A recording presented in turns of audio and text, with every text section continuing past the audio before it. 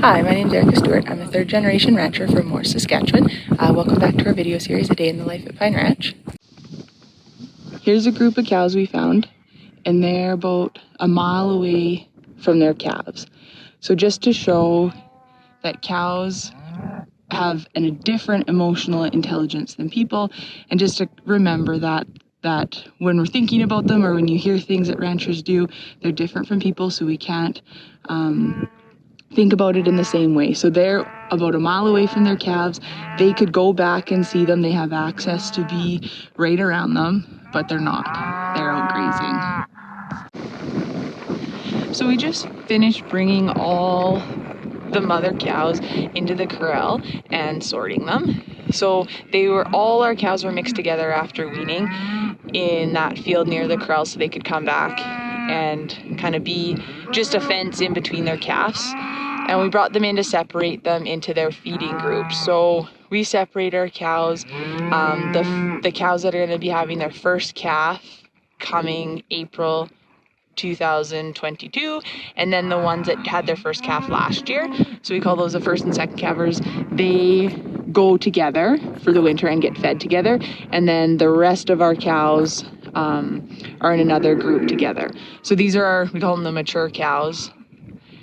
We separate them because the older cows, there's a hierarchy in cattle, and those older cows will push those younger cows off feed, and the younger ones are still growing, so we just want to make sure they get adequate feed, so that's why we separate them. So like I said, these are our mature cows, and we are moving them today to their winter field. So we just put our cows in the winter field, and there's a bit of regrowth. So this is the same field that we silaged, planted the oats and peas. So there's a bit of regrowth on these oats, which we're very thankful for, just due to that late August rain. So besides this field of oats, all the rest of the land is native grass, so it holds its nutritional value throughout the winter. So this is a great winter field for them, and there's lots of hills, so they can have some protection out of the weather. And these cows will stay here then until the end of March before we start calving. So we just finished pushing the mature cows into their winter field, and we've rode back to the yard, and then we're into another field now. We call this the North 7, and it's where our replacement heifers are. So these are the young females who will be calving for the very first time this upcoming year, so April 2022. And so we're going to gather this whole field. There's 57 of them, and we're going to put them in the corral and mix them in with the G's. So those are the females that had their first calf last year and will be having their second calf this year. So this will be their feeding group and their calving group for the winter.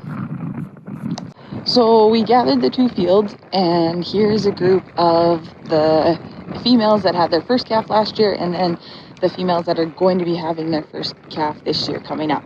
So there's a little over 100, and we are taking them to another field where they will stay until they run out of grass, and then usually we'd like to see them graze until about January, but this year, just with the drought this past summer, once the grass is gone in the field that we're taking them, we'll actually have to start feeding them. And that's hard for us, just like I've talked about before. Winter feed is a huge cost, so it's just, this year is going to be an expensive year to ranch with winter feeding costs. And today we have a special little cowgirl helping us move these cows. So this summer she got her very own horse, and the horse's name is Bear, and she's been riding lots with us. So it's been 11 days since they've been weaned. They're totally weaned. Nobody's vocalizing for their cow, and the cows aren't coming back to the fence. This morning we're moving all the calves that we're going to keep all winter and background into, we call it the feedlot pen. Well, there's where they'll stay for the winter to be fed. We are in the pen where all our weaned calves are, and we are feeding them with the mixer now. So Kyle's pulled in there, and he's putting their ration into the troughs. This is another important part about weaning calves, is to make sure they get on feed and water as soon as possible. So we've been feeding them now for, this will be the 3rd day. Like, I should say with the mixer. When we first weaned them, they were getting dry hay in the feeders like I showed, and then we moved them into this pen where they'll stay all winter, and then, yeah, this is the 3rd day of feeding their ration and feeding with the mixer.